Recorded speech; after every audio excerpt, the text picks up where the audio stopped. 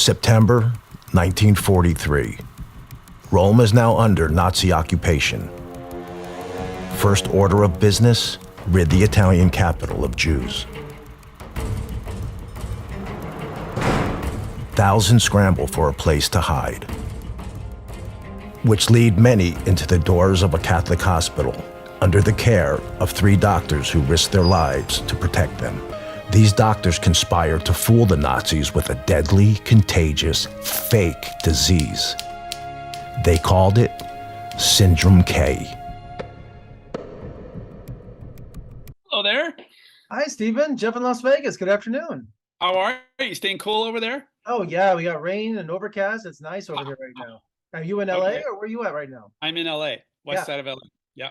We're enjoying a little cool weather finally, huh? Yes, indeed. Indeed. So great for you to join me and talk about Syndrome K. You know, I'm a history buff, especially World War II, and I'm always fascinated. 75 years later, we still have stories coming out about the heroes of that war on the front line and behind. And can you set up Syndrome K for us? Yeah. So Syndrome K is a story of 3 doctors in a Catholic hospital that made up a fake disease that saved Roman Jews from deportation to Auschwitz. And it's just this amazing story of a lot of clandestine stuff going on that fooled, the SS, the most fearsome fighting force ever assembled by mankind. So it's pretty amazing. I love that. I love just how the Nazis can be duped. History just shows them. I know Mel Brooks did a whole comedy thing about him, but I love when the Nazis are duped like that. And, it's part of history just to show what fools they are, how easy they can be fooled. Because they had I don't think they really had, I don't want to say a sense of humor, but, a sense of reality, of the rest of the world, Yeah, I think that's probably accurate. And, remember the doctors were armed with, stethoscopes and medical charts. And these guys were, capable of atrocities at a drop of a hat, like you and I would go have a burger at a restaurant, Yeah, they weren't human. They weren't human. It's literally, it's hard to even fathom, Yeah. So that, they took great risk at helping people they didn't know. It's people being their best when people were being their very, very worst. Well, as a documentary filmmaker, how did you run across this story? I mean, it's not like we saw it in history books. I mean, how did it's almost like a doctor's version of Schindler's List, It is. And, it was a complete accident. A friend of mine posted it on Facebook. There was like a little meme about Syndrome K, and I saw it. I was like, wow, that's fascinating. And just a little backstory. I also co-directed and produced a documentary called Requiem for My Mother in 2017, which is a story of a piece of music I wrote for my mother when she died of cancer. And so I'd sort of taken a keen interest in all things Roman. I'm also a citizen of Italy. So when I saw the story, I said the same thing that you said, which is, wow, I've never heard this. And so I immediately went to Hulu, Netflix, Amazon. Like, I was sure there'd be a documentary that I could just rent right now and watch it. And there wasn't one. And I just couldn't believe it. Like, how did this story not get covered by someone? It's just it's the best elevator pitch in the history, right? Use 3 doctors, make up a fake disease, fool the SS. One of them was a Jew, practicing medicine with fake papers, saving members of his own family. I mean, this doesn't get any more intriguing than that. Yeah, I'm surprised Spielberg hasn't come knocking on your door to make the Hollywood version of it. Right. Well, it's funny, you mentioned that we're actually making a narrative version of this. So we're going to make a feature film. Yeah, it's too good. And what were the symptoms of Syndrome K? It was basically sort of it's kind of like COVID-19, honestly. Right. So they just told the Nazis they were coughing, just cough when the Nazis came in the room, and then let the doctors say, hey, it's contagious, it's deadly. And that was that simple, isn't it? It's contagious, it's deadly, don't get near it, or everybody's going to get sick. And we don't have a cure for it. And it's not in any medical book because it's new. And, let's be honest, the Nazis thought the Jews were dirty anyway. So it kind of, they had sort of subsumed them into a sub race by then. So for them to have a disease was kind of plausible in a sick way, And so, yeah, it worked. How did word get out, though? How did word get out to the Jewish refugees heading to Auschwitz and those camps, get to this hospital? Because obviously, the Nazis weren't suspicious. Like, we have another, were they getting Syndrome K on the way to the hospital? I was always Good question. Or they had it was in their community, and then they just got sick, and then they got too sick and went into the hospital with symptoms. But we have to remember that the hospital, which is called Fete Bene Fratelli, which translated means do good brothers, which I think is just so great. It's not like St. Vincent's Hospital. It's got a name like that. But they were basically, the Jewish ghetto was 200 meters away, directly across the Tiber River from this particular hospital. So, when the deportation happened, some people actually escaped during the deportation. And the Vatican too, right? It was right next to the Vatican as well. It's close. It's probably, I've walked it. It's probably less than 2 miles. And what's incredible is you found 2 of the 3 doctors that were still alive for the documentary. I found Dr. Ozacchini, who invented it. So that was really what lit the fire under it. Because, I saw the meme on Facebook, and literally in a span of probably 2 minutes, my whole life changed. Because first of all, I found out that there wasn't a film. And second of all, I found out that Dr. Ozacchini was still alive and living in Rome. And he was 98 years old. So that really lit a fire under it. Like, we need to get to Rome, like right now, and get this guy interviewed. So I got my co-producer, Lynette Tariki, has done a lot of projects in Rome, and she's very well connected in Vatican City. And she knew a Jewish journalist in Rome named Ariella Piatelli. And Ariella knew Ozacchini, knew a couple of the Roman Jews that were survivors, and knew the son of Dr. Borromeo, who was in his 80s. So she set us up on the interviews.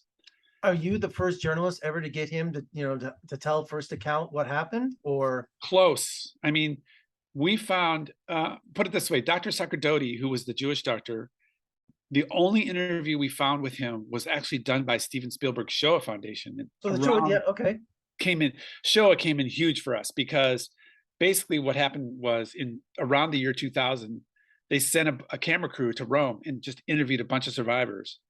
And to our good fortune, Dr. Sacerdoti, they somehow knew about Dr. Sacerdoti, and they sat him down. So that's the only interview footage in the world. I mean, the guy, we think he passed, we still don't know his date of death. We think he died around the year 2000. He had no family, no kids. So he's probably buried in a Jewish cemetery somewhere in Rome. I'm sure at some point we'll find it. So yeah, Sacerdoti was, and the cool part was, there's like 2 hours of interviews, and Sacerdoti finishes his interview, and he stands up, and he takes off his little microphone.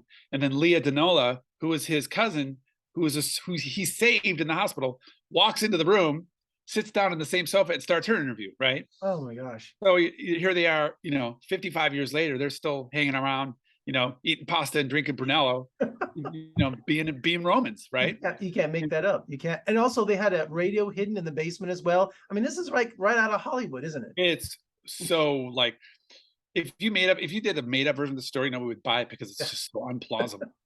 I mean, and they managed to keep up the ruse until the Allies liberated Italy, didn't they? Correct. Rome was liberated on June 4th, 1944, and D-Day was June 6th, 44. So it was a really bad week for the Nazis, as you can imagine. Yeah, absolutely. And the great late Ray Liotta lends his voice and narrates Syndrome K. Was there a story getting him on board to narrate the film? So that's such a great story. So Ray's daughter Carson and my daughter Bella went K through 8 and 9 through 12 together at school. And he lived 2 miles away from my house. And I'd met up a couple times. Hi, how are you? Obviously, I've been a huge fan of his since Goodfellas, which was 1990. Right. So I've been following him ever since. Never done a project with him.